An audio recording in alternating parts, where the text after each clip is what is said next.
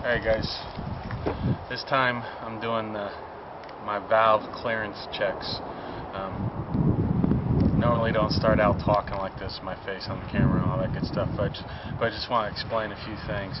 First of all, I think valve clearance checks is something that a lot of people, I don't know, intimidated, maybe ain't the right word, just not comfortable with it because there's not a lot of stuff out there other than books has actually put your hands on. So that's why I'm making these videos. Do it. So with that said, I'm doing the valve clearance checks. Now, a couple things to note. I don't have shims, so I'm really hoping that it's going to check out as far as when I check my clearances. And I'm saying this because I haven't done it. I'm just doing it straight in front of the video camera for you guys and myself. So, you know, why wouldn't I go ahead and do this with shims? Well, there's a couple of different reasons. One, it's not a mechanical reason, so it's not like, oh, I gotta open this part of the engine up and all this, and oh god, I hope it's not that. It's just, a lot of it is just logistical reasons. Being up here in northern Japan, it is a pain in the butt to get parts, and as you're about to find out, it's not hard to get in, to get your cam cover off and to check and to do these checks. It's not hard. So even if I do need shims, it'll take me all but 10-15 minutes to cover up what I need to cover up and then figure out where I'm going to get shims at. So, and the second part that I wanted to footstop before I got started is that there is an equation to figure out what shims you're going to need at what sizes to get your valves in tolerance.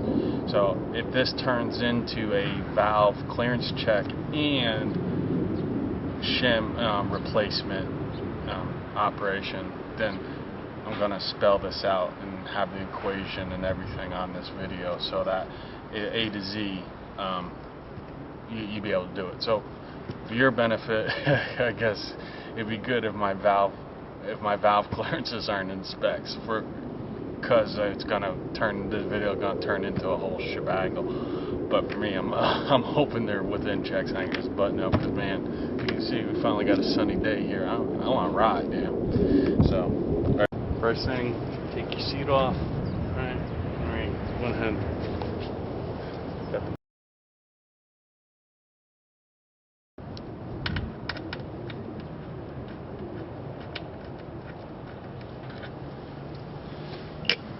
Okay, I'm going to slide this back just a little bit so I can get my meat hooks into the tubes. Just to kind of, I don't know if you can see it here, but I always cradle it here because it's a big spot to chip your paint.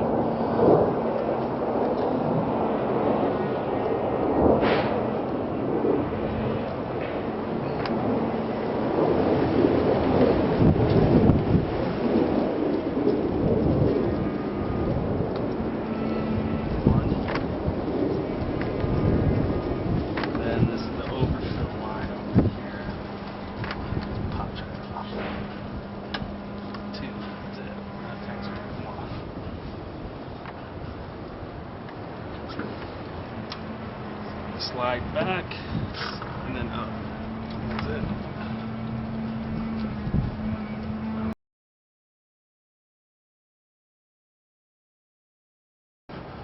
Okay, next thing I'm going to do, put the leaves through into this place.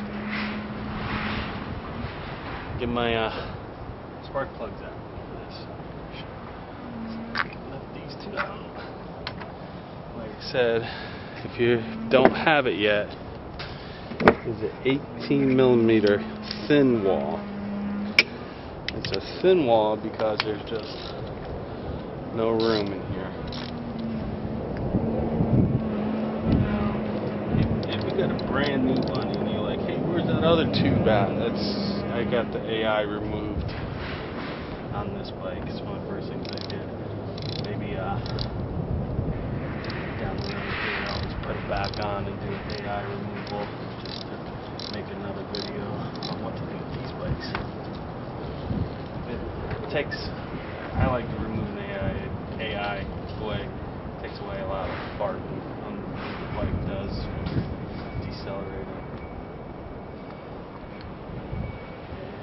on. Just on spark plugs, make sure.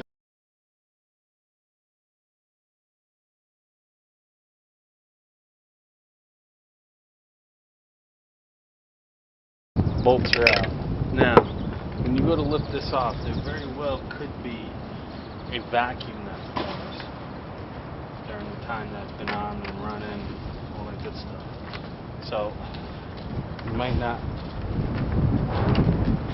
necessarily just be able to pick this up and put it off as easy as you might like. No big deal.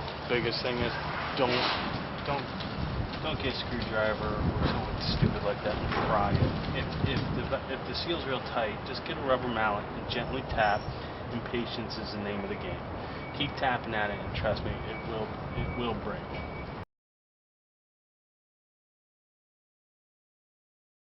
You can see right here that this formed up a pretty good seal. So, as suspected, I'm not going to get this with my hands. So, no sweat. Let me get this. And basically, when I swing this, I'm just going to use the weight of the hammer. I'm not, going to be swinging like Babe Ruth.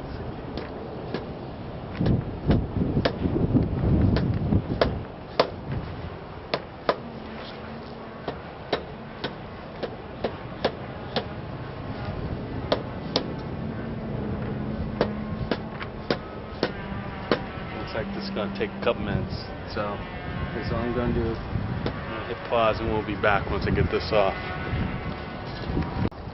Alright, back. It literally only took like 2 or 3 minutes. All I did was just to this point, just back and forth, just using the weight of the mallet, and it broke, and I was just tapping. So just patience and gingerness.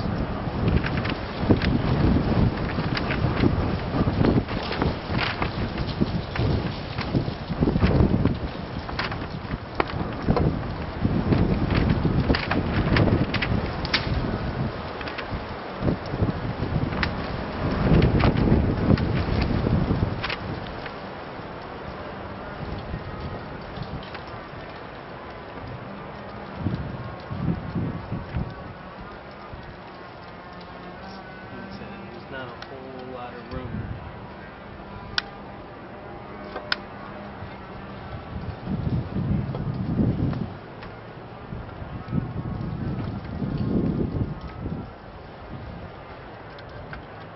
Take your time, don't force anything. Alright.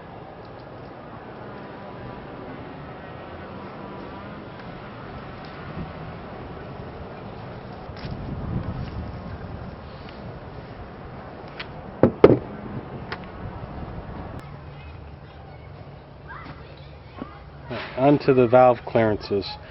Now you saw before we got the covers off, tank off, seat off, everything's good to go.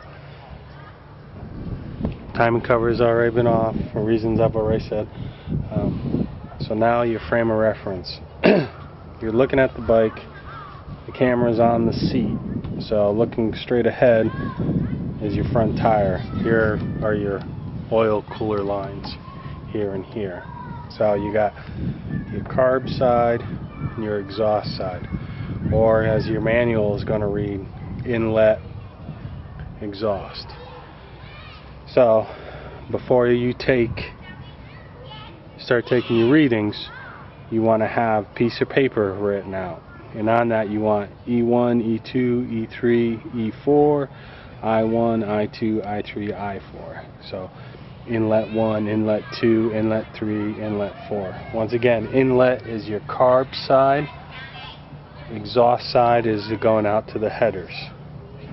So when looking at your bike, like I said, this is on the seat, you're looking towards the front tire, so you're starting out on the timing cover side. Okay, you ready? You have inlet 1 or I1, inlet 2, I2, inlet 3, I3, inlet 4, I4. Straight across. Now we're on the header side. Exhaust 1 or E1, exhaust 2 or E2, exhaust 3, E3, exhaust 4, E4. These are all the 8 measurements we're going to be taking, and hopefully they're going to be within tolerance. If they're in tolerance, we're good to go. I get my cam covers situated and fixed, and we press. If not, then there's going to be a second part of this video, and that's shim adjustments and how do you get to your shims to take the top end off. So, okay. With that said, as the bike sits like this, all that you need is a 10mm Allen bolt that's gonna fit into the alternator.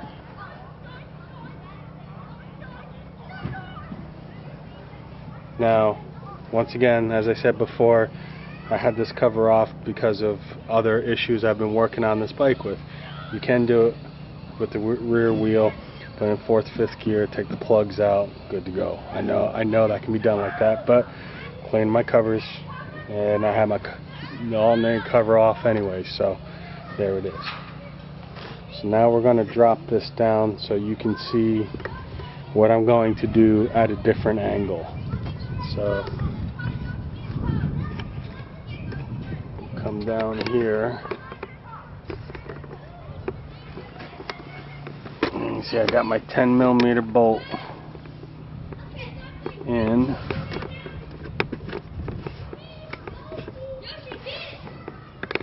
And when you do that 10mm, make sure you're only cranking it clockwise, as per both manuals. Clockwise. Do not go counterclockwise when you're adjusting these. So now we're going to come up to our valve readings.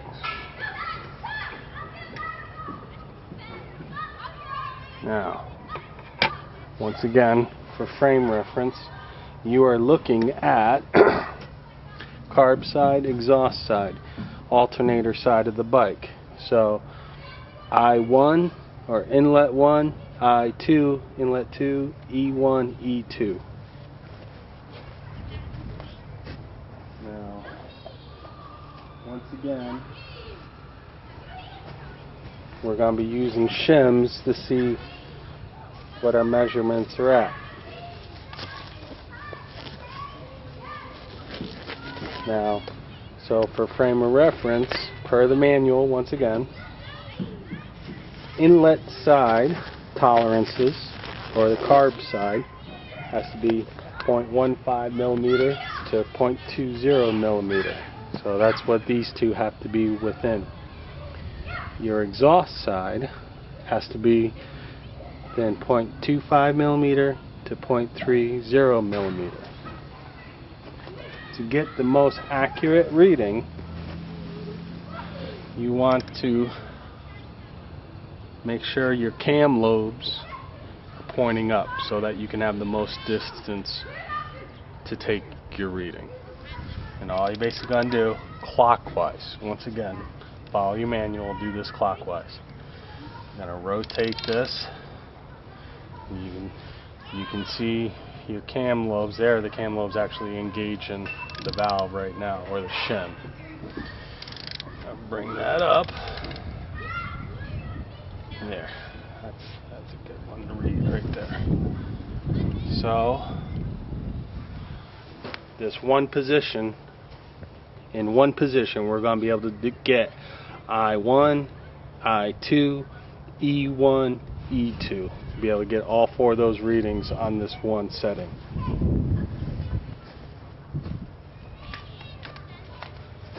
So,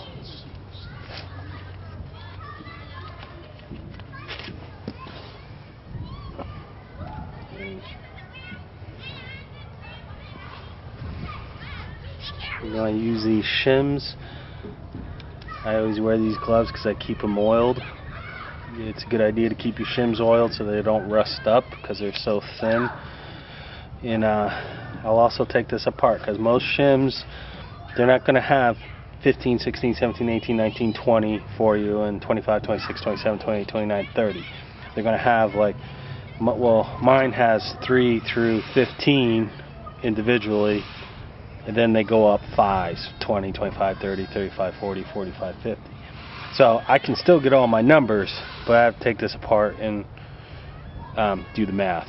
Like, for example, if I want, I want to check 16, I can take a 13 and a 3, and just line them up together and test it that way.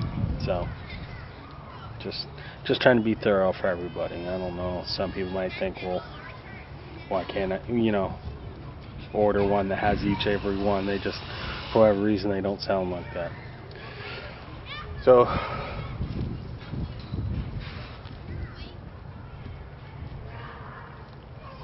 we're going to start at 15. And you're basically going to just put it at the base of your cam with the cam lobe facing up to the shim. And it should be not a pull, but it should be some resistance when you go in. When you go to take it out, there should be like a tug. So if it's just going in like that, that's not good enough. That's loose. You want to kind of like in, and then when you take it out, it's just a little jerk. See, like that. That's actually already there. And then, see that? I know you can't show resistance on the camera, but that pause is the tug coming from that. So that's right at 15. So let me try to get 16 and see what I got.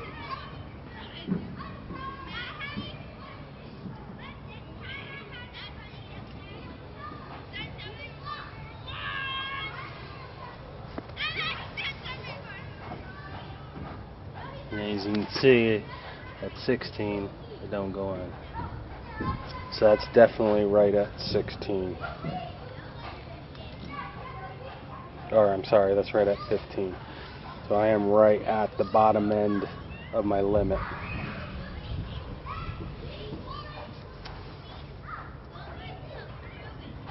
Yep. It's definitely 15. So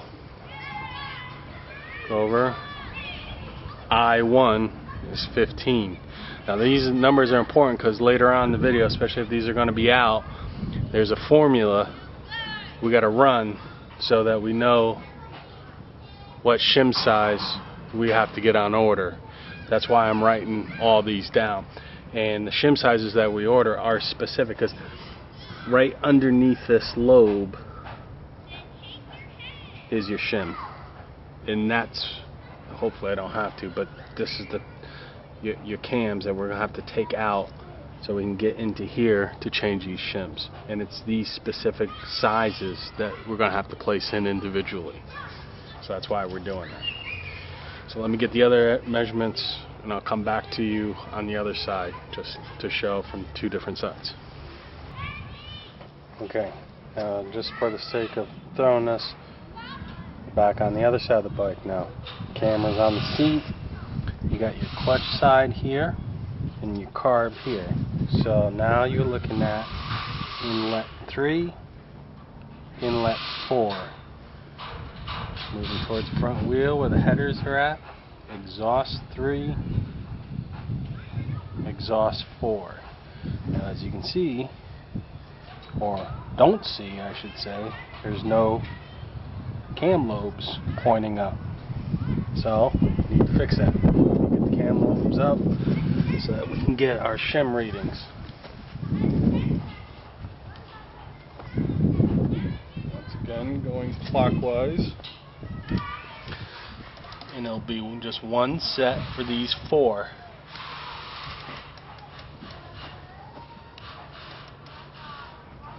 So we're going clockwise.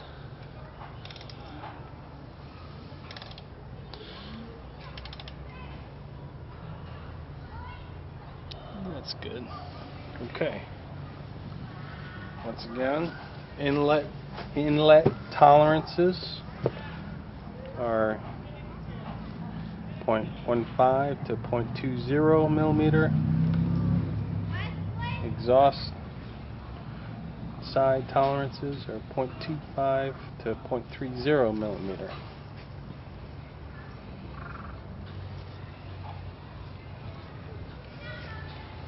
So, I like the angle on that. I want to get these lobes up more. I just have to do them 2 different times. Okay.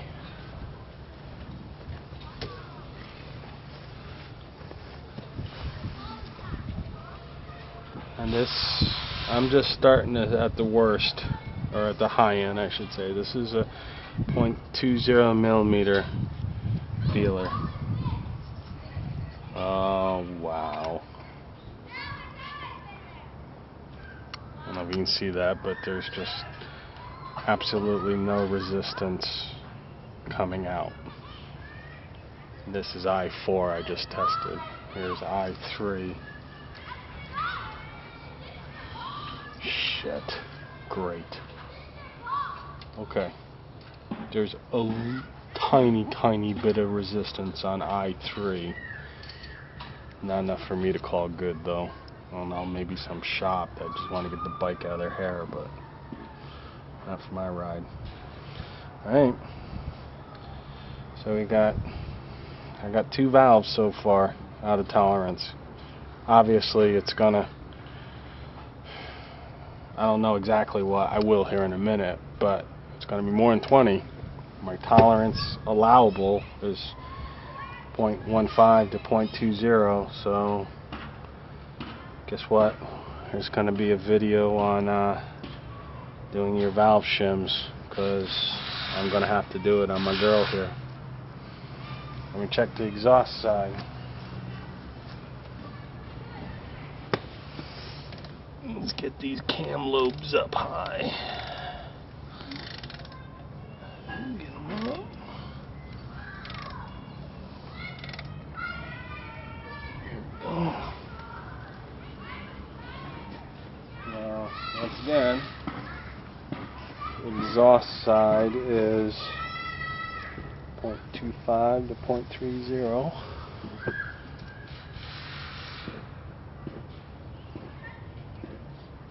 That's good. Can't get it in on E4. So I'm still going to go through and get my exact numbers, but I know I'm going to be in. There is a little bit of tension, so I know it's not going to be below 25. I'd bet a Guinness on it. Shit. But E3, yeah. Once again, that's loose. That's all right. That's a 0.30 feeler gauge. So I don't have exact numbers yet, but I3, I4, and E3 are out of tolerance. So keep this back channel, man, because there's going to be a shim replacement video coming up, because my bike needs it. Alright guys, just wrapping up the valve on your valve checks. What you just saw, that's it. I'm not showing buttoning up the cam cover for a couple reasons. Got an issue going on with my cam cover. If you want to know, just watch the cam cover video I made up and I'll explain it. And even if I didn't have that issue, I got shims to adjust now. But touching back, my overall readings on everything, I ended up with inlet 1, I was at 15 millimeters, so right good to go, right at the limit. Inlet 2, I was at 18 millimeters, which is pretty good. There's bike's about a little over 30,000 miles now on it, so I'm happy with that. Inlet 3. That's the first one over on the clutch side, 22. So that's not tons. And inlet 4 is 21. So then on the exhaust side, E1 was 28, E2 was 28, which is cool. E3 was 31, and E4 was 28. So I3, I4, and E3 are out of tolerance. Two of which by what, 1/1000th of a millimeter, and one by 2/1000ths of a millimeter. I know. I know a lot of people would say screw it and just keep riding. That's so damn close, but I ain't like that.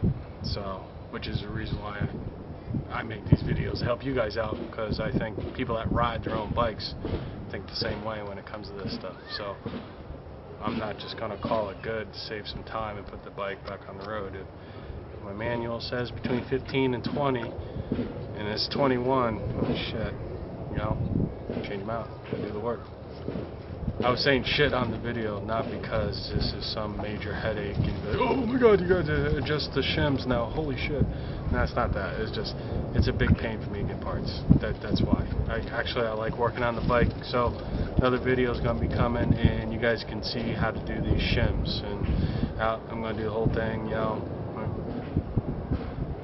lock in the top end so I don't lose my timing, get the cams off, all that stuff. Just do all this work to take out this little tiny shim, but that's what you need so your valves run good. So hope you got something out of this. Hope you enjoy watching this and learn about your bike. I'm kind of digging on doing these up for you guys, helping out. It's kind of a cool feeling. So do your own work and keep on riding, man. Laters.